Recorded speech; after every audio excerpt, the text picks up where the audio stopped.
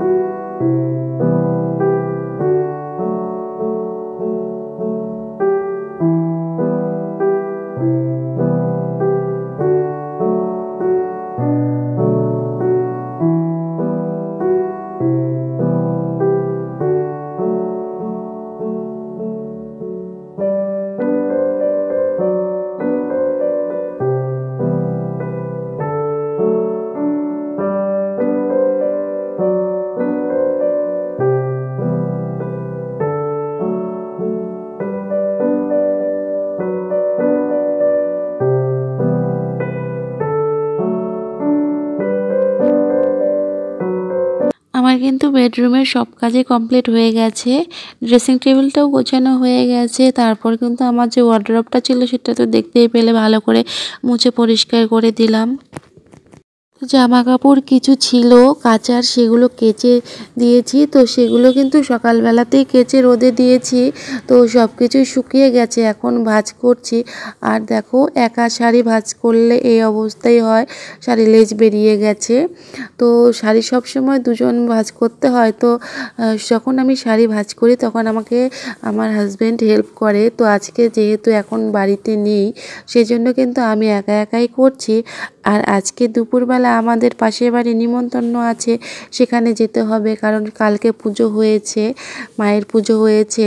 তো সেখানে আজকে আমাদের নিমন্ত্রণ করেছে, যেতে হবে। আমার শাড়ি জামা কাপড় ভাঁজ করা হয়েছে, সেগুলো আমি তুলে রেখে দিলাম। আর এখন আমি এই যে আমাদের যে র্যাকটা দেখতে পাচ্ছ, এটা একটু পরিষ্কার করে নিয়েছি, সেটাও তোমাদের সঙ্গে শেয়ার করলাম। আর আমাদের ক্যাবিনেটের পাশে দেখো একটা সুন্দর শোপিস আছে, তো এটা আমি একটু ঝেড়ে পরিষ্কার করে দিলাম। তার নিচে দেখো আরেকটা রেখেছি, তো এটাও আমি পরিষ্কার করে দিলাম। এগুলো মাঝে মধ্যে কিন্তু একটু শ্যাম্পু দিয়ে ধুয়ে দিলেই কিন্তু একটা নতুনের মতন চকচক করে।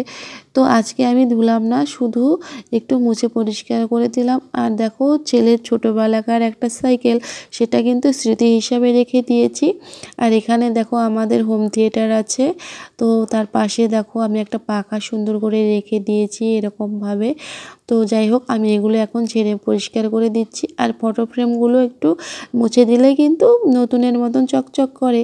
তো সব কিছুই কিন্তু এরকমভাবে পরিষ্কার পরিচ্ছন্ন করে রাখি, যাতে এগুলো দীর্ঘদিন খুব ভালো থাকে।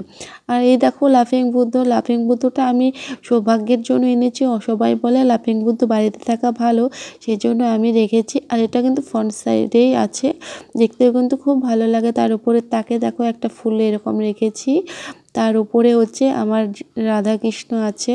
তো এরকমভাবেই কিন্তু আমি সাজিয়েছি। তো যাই হোক, ওখান থেকে চলে এসেছি, তোমাদের সঙ্গে একটা জিনিস শেয়ার করব। সেটা হচ্ছে আজকে আমাদের বাড়িতে প্রোগ্রাম আছে। তোমাদেরকে বলছিলাম এই প্রোগ্রামটা হচ্ছে পিকনিক।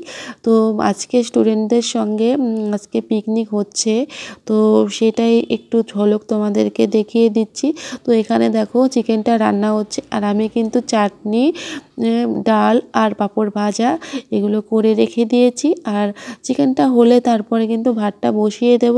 এখন কিন্তু রাত্রি 7:30 বাজে, তো মোটামুটি রান্না প্রায় কমপ্লিটের দিকে। তো যাই হোক, দুপুরবেলা কাজকর্ম করার পরে নিমন্ত্রণ খেতে গিয়েছিলাম, তো সেখান থেকে এসে আবার বাড়িতে রান্নার আয়োজন। তো আমার হাজব্যান্ড আর আমি দুজনে মিলেই কিন্তু আয়োজন করছি। এখন 8টার মতন বাজে, তো রান্নাবান্না কমপ্লিট হয়ে গেছে। তো মেয়েদেরকে বসিয়ে দিয়েছি, ওদেরকে একটু আগেই ছাড়তে হবে। প্রতিবারই কিন্তু আমাদের বাড়িতে পিকনিক হয়, তো এবার একটু লেট হয়ে গেছে। তো যাই হোক, প্রতিবারের মতন এবারও পিকনিক হলো। তো মেয়েরা কিন্তু খুব এনজয় করছে, আর ছেলেরাও আছে। ছেলেরা এখন খাবে না, ওদের একটু পরে মেয়েরা হয়ে গেলে তারপর ছেলেদেরকে বসিয়ে দেব।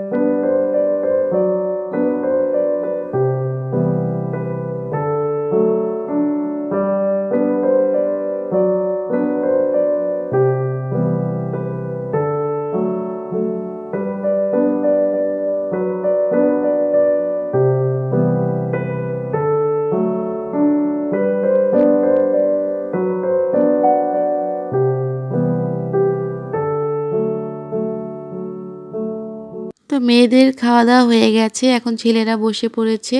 তো আমি কিন্তু শেষে মেয়েদেরকে চাটনি দিচ্ছিলাম। তো এখন আমি আমার হাজবেন্ডই কিন্তু ছেলেদের পরিবেশন করছে। তো আজকের দিনটা খুব মজা করে কাটলো। আর বিশেষ করে মানে ছেলে মেয়েদের জন্যই কিন্তু খুব ভালো লাগে। তো বছরে একবার বাড়িতে পিকনিক হয়, তো ওদের আনন্দটাই খুব মানে ভালো লাগে। সবাই মিলে খুব আনন্দ করে। তো ওদের আনন্দের জন্যই কিন্তু এই এরকম আমাদের বাড়িতে পিকনিক হয়ে থাকে। তো যাই হোক, খাওয়া দাওয়া শেষে সবাই যখন চলে গিয়েছিল তখন কিন্তু আমার ডিউটি চলে এসেছে। তো এখন হচ্ছে আমাদের খাওয়া দাওয়া হবে, আর সব কিছু গুছিয়ে রাখতে কিন্তু অনেকটাই সময় লেগে যাবে। আর কিছু কিছু জিনিসপত্র আছে যেগুলো হচ্ছে আমাকে রাত্রেই কিন্তু ধুয়ে রেখে দিতে হবে।